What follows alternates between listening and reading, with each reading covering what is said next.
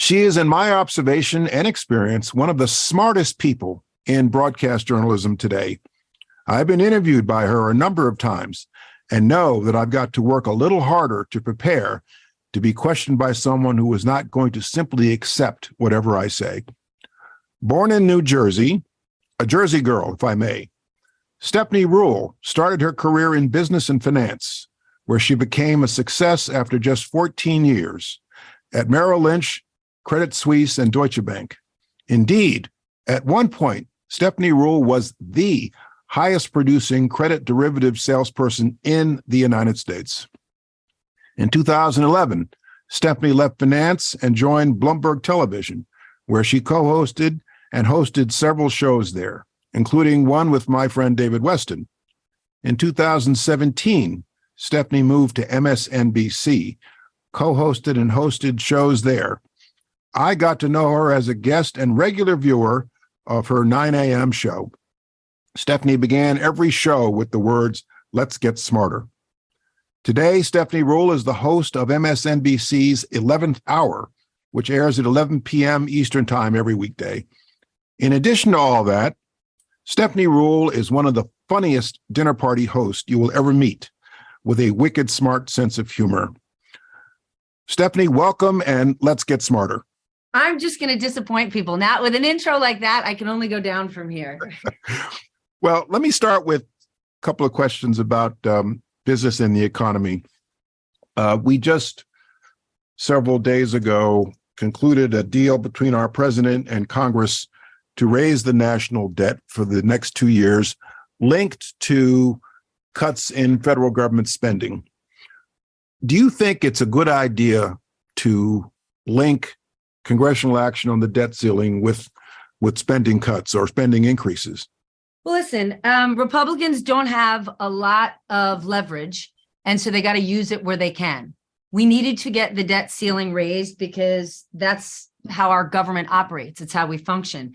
And so they were going to use this to get some cuts where they wanted them cut, because President Biden was able to pass a number of things that they weren't necessarily keen on, though, of course, they were in agreement as we passed the budget. So I think, it's a little bit like what the president said. Neither side got everything they wanted, but everyone got what they needed. And I actually think while people are frustrated, when things get done on a bipartisan way, that's good. We want those checks and balances. I think that serves the lion's share of the country. I hate the way it went down. I hate the dance. I hate what it cost this country. I hated the drama of all of that, just utter stupidity.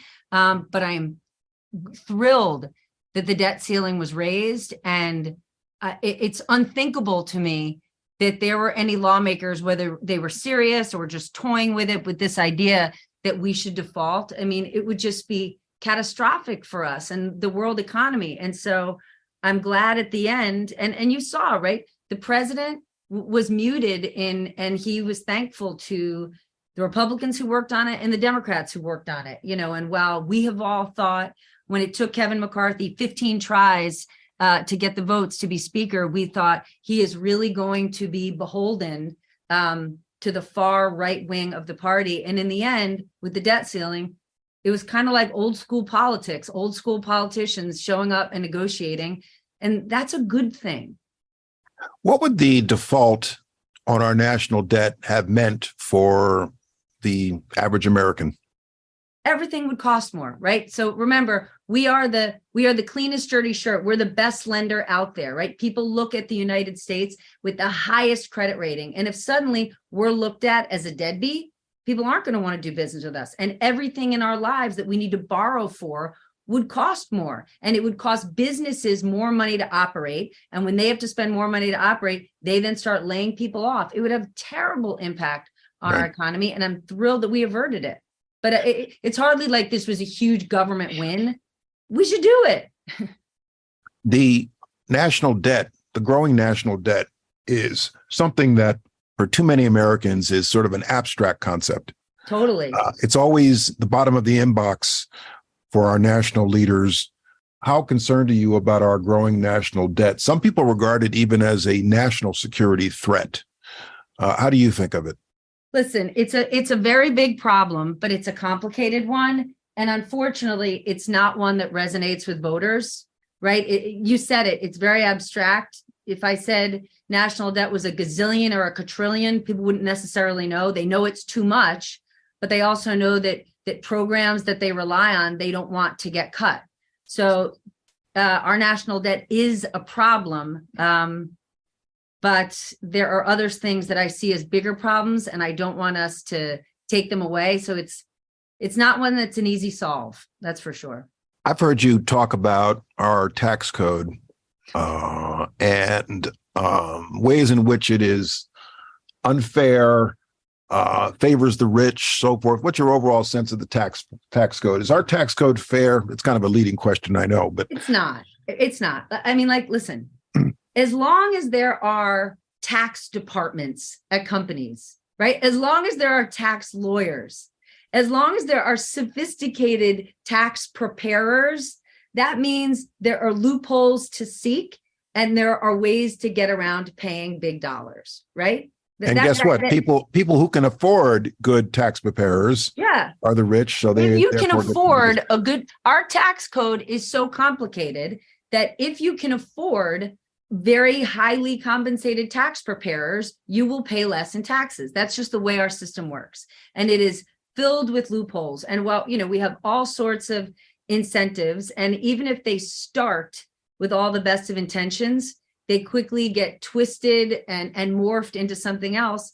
And it's our lowest or middle income people that just bear the brunt. It's crazy to me that the Republicans have been dead set on, quote unquote, defunding the IRS, right? The IRS has a hugely difficult job to do. And we all complain when it takes a while for our returns to come back or nobody answers the phone. They're operating on a computer system from decades ago, right? And so doing your taxes is complicated enough. We need to have well-compensated people working at the IRS. Because the people who most often cheat are people who understand the complicated tax system, and we should be going after them, right? The amount of money we're saying we should put into the IRS is a fraction of the money we would get back from the amount of people and businesses that are scamming the system. Of course, Stephanie, I hate to tell you this, but much of our federal government operates on a computer system that is decades old. You can't even find the spare parts anymore. But isn't that crazy? Like, that's a perfect example of when you talk about American exceptionalism, American entrepreneurship is part of that, right? We here on American soil, we have some of the most sophisticated technology companies out there, and how our technology giants only think, let me spend our lobbying dollars on lobbyists in DC who can take lawmakers and their staff out to dinner. How about our big technology companies find a way at cost to improve all of our computer systems in our government? That's patriotism. There you go. Speaking of corporate America, I serve on the board of directors of 3 public companies. One of the things that we think about all the time, and that I know a lot of others in business think about, is the role ESG should play in corporate America. Specifically, more and more corporate CEOs find themselves having to take positions on issues that are seemingly political. They get accused of wokeness. I mean, look what happened to Chick-fil-A recently. I think of Chick-fil-A as a Southern conservative company, and they were branded as being too woke for hiring a DEI officer. So how deeply do you think public companies should delve into this, or should we all just kind of stand back and be hands off? This is so complicated, and unfortunately, and shouldn't be such a minefield, because businesses are not woke or not woke, right? And when we get angry at CEOs for making money, we have to remember what their incentives are, right? A CEO's job is to have their customers want to buy their product, have their employees want to stay and be productive. And if it's a public company, have their shareholders be rewarded. 1, 2, 3.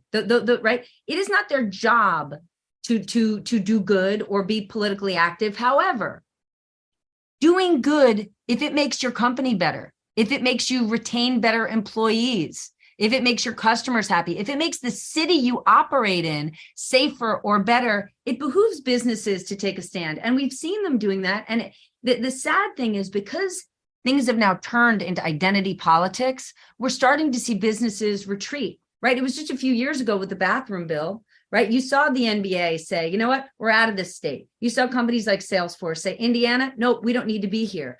But now things have become so politically charged, or now CEOs are expected to weigh in or take a stand on so many issues, you're starting to see them retreat.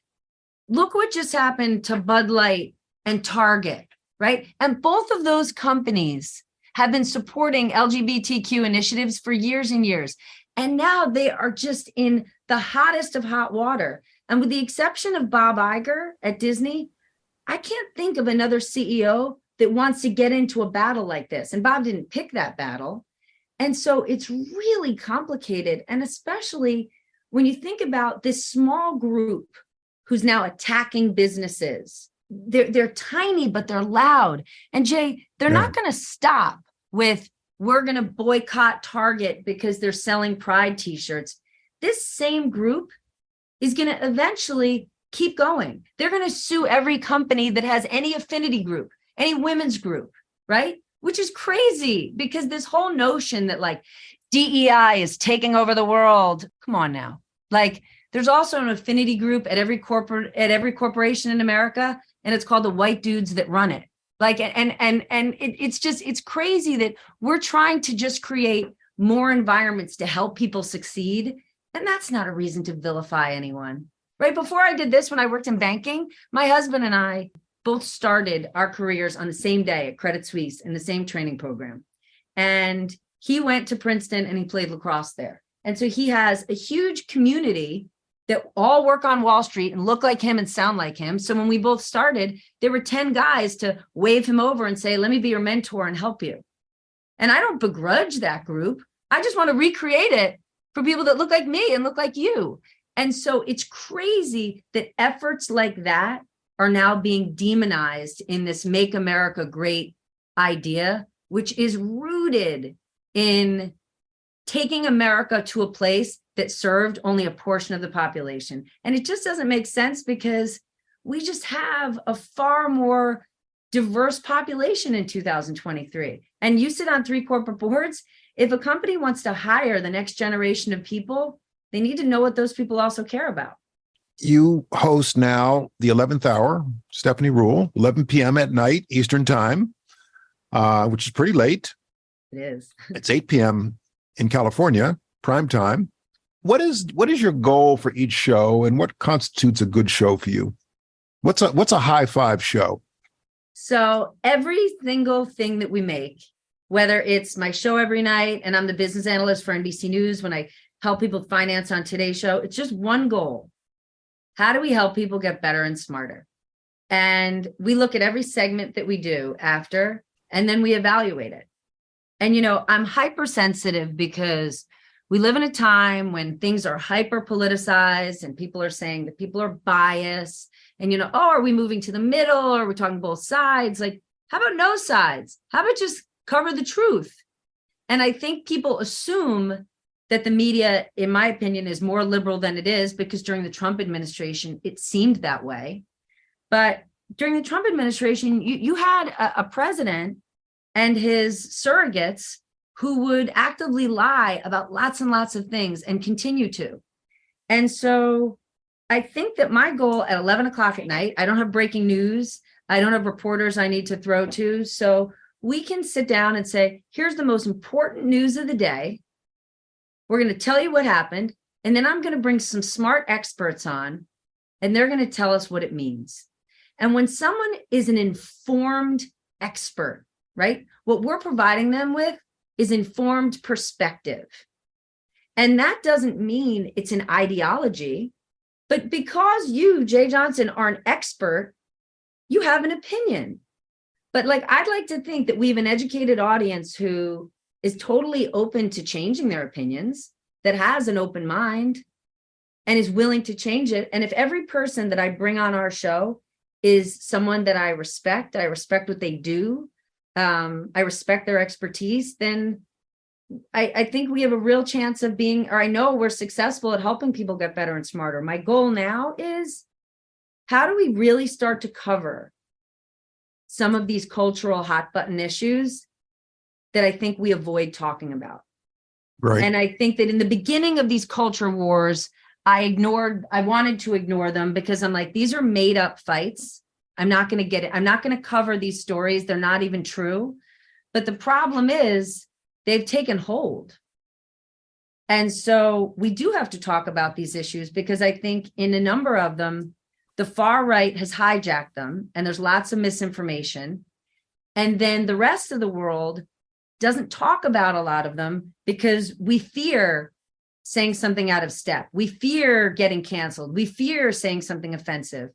And I want to change that, in that I know at this point, or I believe I've built up my credibility and my trust with my audience that, listen, there are some thorny subjects out there. And instead of people having bad information, let's try to bring on some experts and get them some good information. Because when I leave work and I am at school, or I'm at a youth sports event, or I'm at dinner, people are talking about a lot of things that are in this cultural zeitgeist.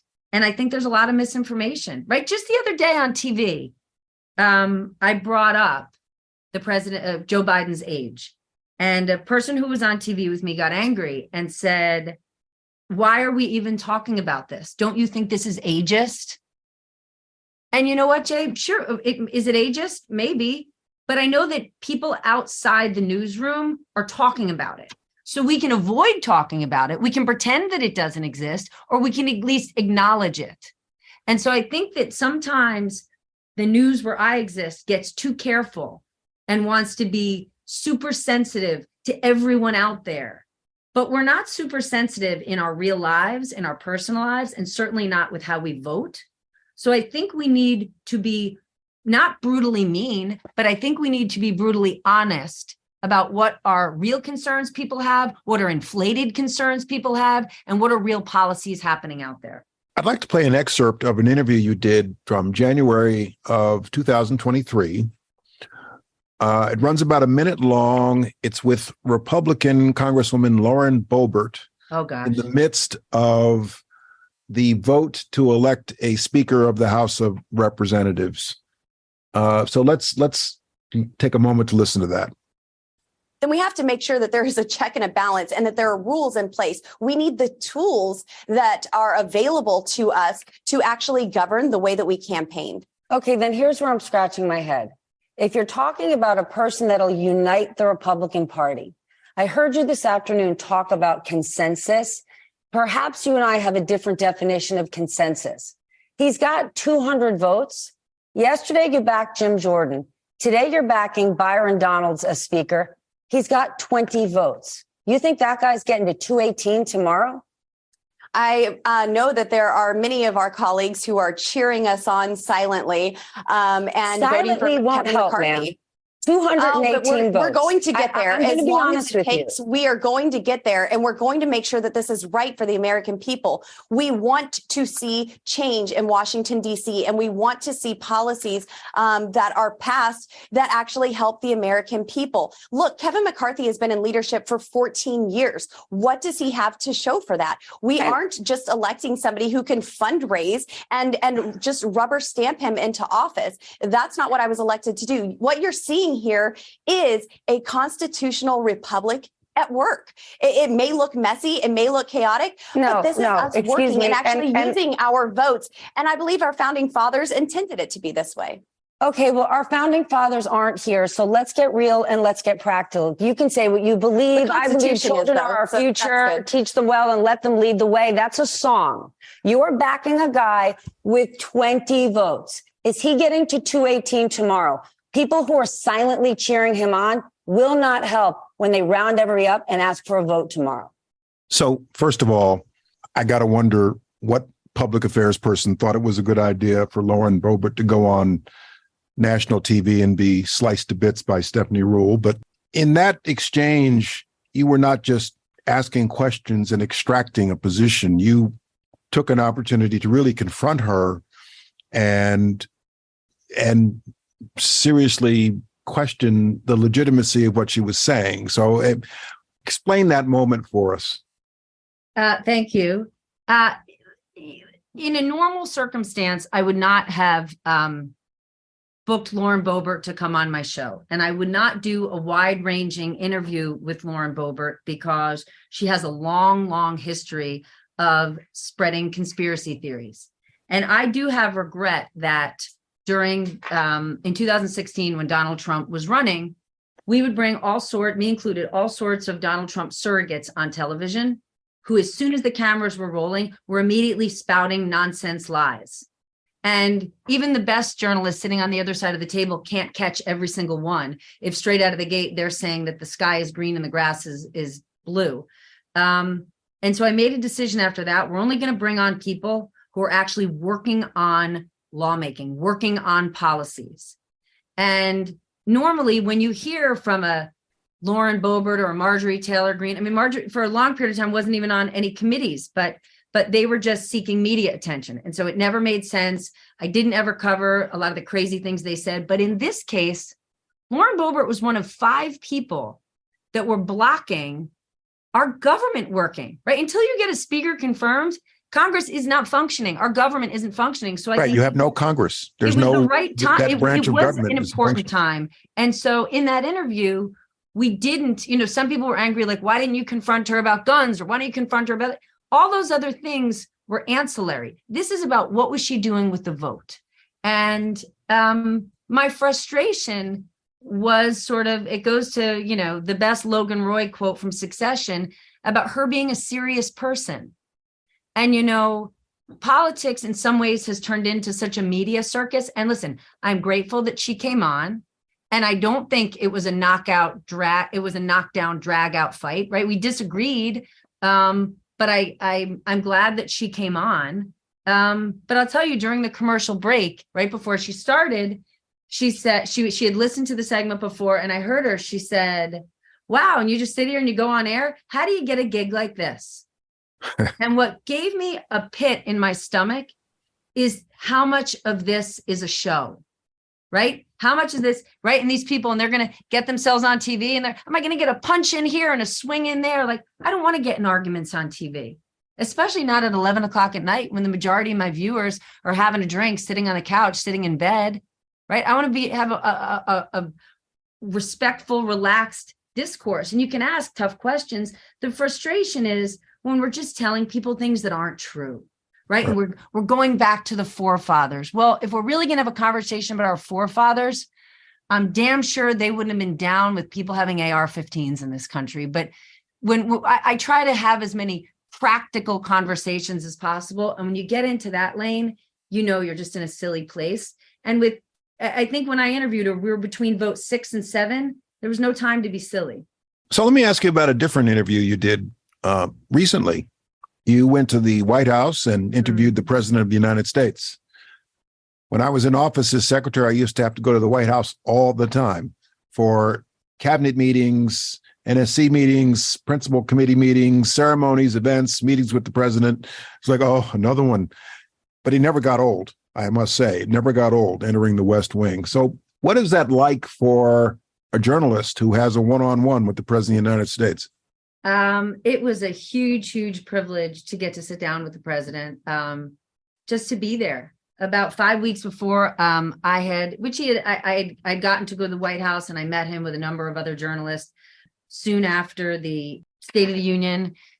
I would say that getting the interview was a privilege, and also for my team, because my show doesn't always cover the sexiest topics, right? We don't cover a lot of the headlines that make lots of noise and news and the infighting. We don't. We really, really do try to focus on covering policy. And I know that's not always sexy and fun, and it doesn't make segments that go viral or make you the hottest thing.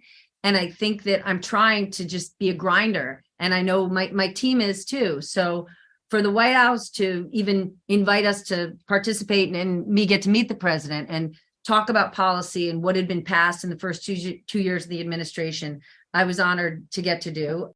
And to interview the president was a great honor. I would say that the person who helped me about 15 minutes before, my colleague and friend Savannah Guthrie, gave me great advice. She's interviewed a number of presidents, and she said, the president, no matter who it is, isn't your enemy.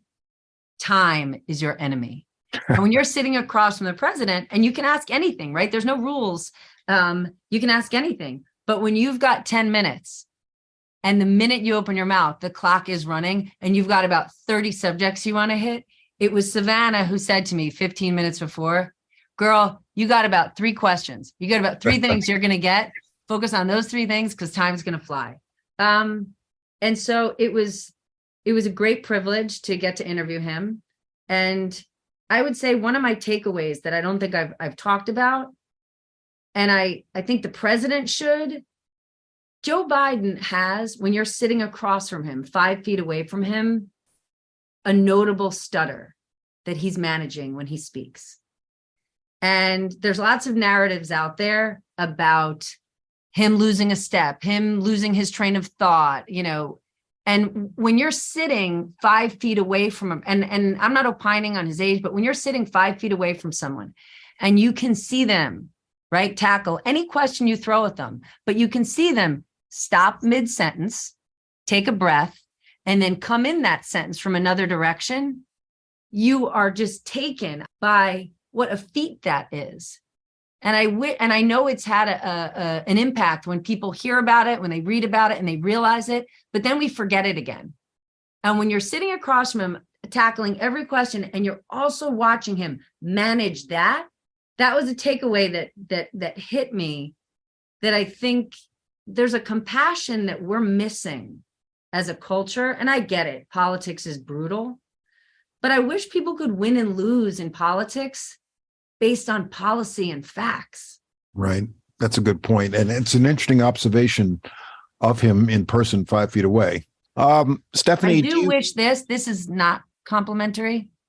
I wish the White House would let Joe be Joe in the way that Trump's team lets Trump be Trump, because what our country is missing is humanity, and it is compassion. And those are 2 things that Joe Biden has in spades. And I think that the more people could see that, it's what we all need in every town and every city. And there's lots of other things that you could complain about, but I'm just saying, I think that's a tremendous asset that he has that I think people don't get to experience. Good point. Interesting observation. You know him. Would you agree? Yes, I would agree. I would agree. You recall when he said there should be regime change in Russia, and his staff, oh, no, he didn't really mean to say that. He didn't really say that. And I was on Meet the Press the next Sunday. And I said, you know what? He was absolutely right. And he's always the most experienced public servant in the room. So maybe he deserves to be right. Yeah. So do you, this is an R&B show, classic R&B. Do you have any favorite R&B artist or selection? Well, I will tell you, I was thrilled. My father just sent it to me recently. So when I was a little girl, my father always sang Aretha Franklin's Respect to me. I love her. I love the song. You know what? He sent it to me last week after Tina Turner died, because I had written a tweet that said, for everybody who loves Beyonce, who said that Beyonce broke the mold, Tina built it. And my father read it and he called me on the phone and he said, how could you disrespect Aretha like this? And then he sent me an article that Rolling Stone did the 500 greatest songs of all time. And their number 1 is Aretha Respect. What you want, baby, I got it. What you need, do you know I got it? All I'm asking is for a little respect when you come home. Hey, baby, just when you get home. I remember once I went to an embassy party in Washington, 2015, and, everybody in the room is looking to see who everybody else in the room is and the seating chart, who you're seated next to. So I asked the maitre d', could you please tell me who I'm seated next to? And he said, well, sir, we have seated you in between Mr. Hank Aaron and Ms. Aretha Franklin. We hope you don't mind. And you said you could just bury me here. Exactly. Right. I was like a teenager who wanted an autograph. It was amazing. Thank you, Stephanie Ruhl, and thank you for giving me more than 10 minutes. I really, really appreciate you having me on. I'm honored.